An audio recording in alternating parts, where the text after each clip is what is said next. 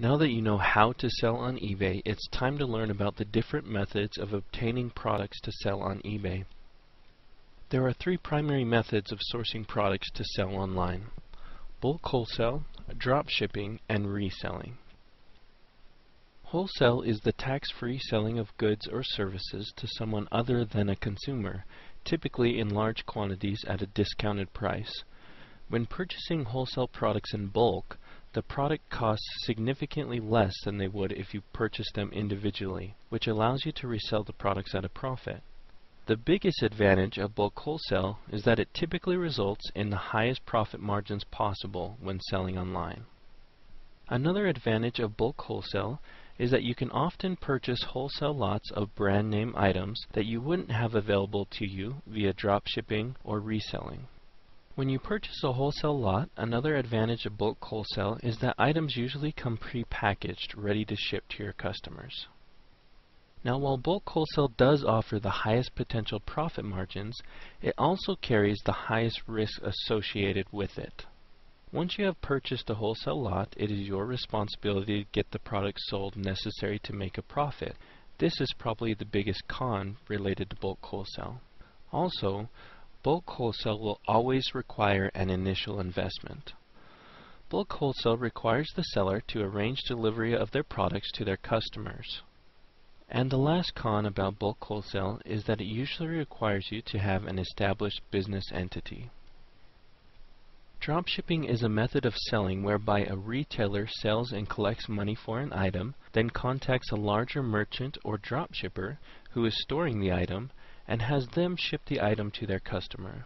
The main advantage of dropshipping is efficiency. Having a supplier fulfill your orders and handle your shipping and handling frees up a lot of time for you as the retailer to market and sell additional products. Another advantage to dropshipping is that there is very little risk involved and no initial investment. If you don't sell a product, you only lose the cost of your insertion fees on eBay. On the other hand, the biggest disadvantage to dropshipping is that dropshipping typically results in the lowest profit margins per sale.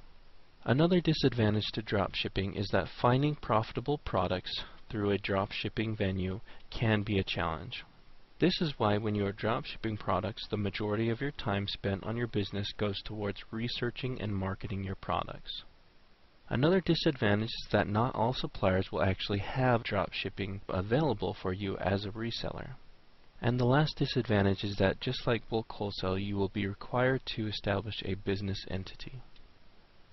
Reselling is the process of reselling a product in your possession after a retail transaction has already been made on that product.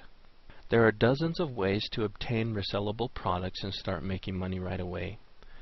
The biggest advantage to reselling is that anyone can start reselling today. Reselling does not require a business entity and oftentimes does not require an additional investment.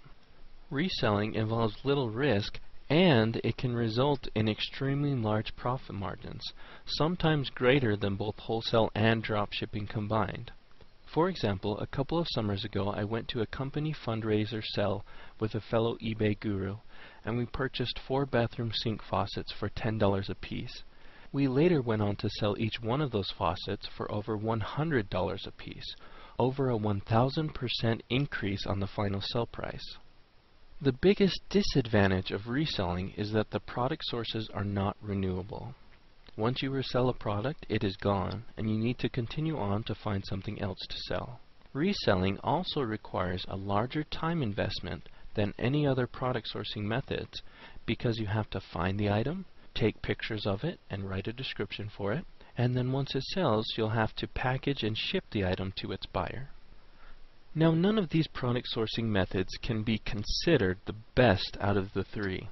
They all have advantages and disadvantages, and you can be just as successful with any of them. I suggest that you at least learn how to use all of these methods.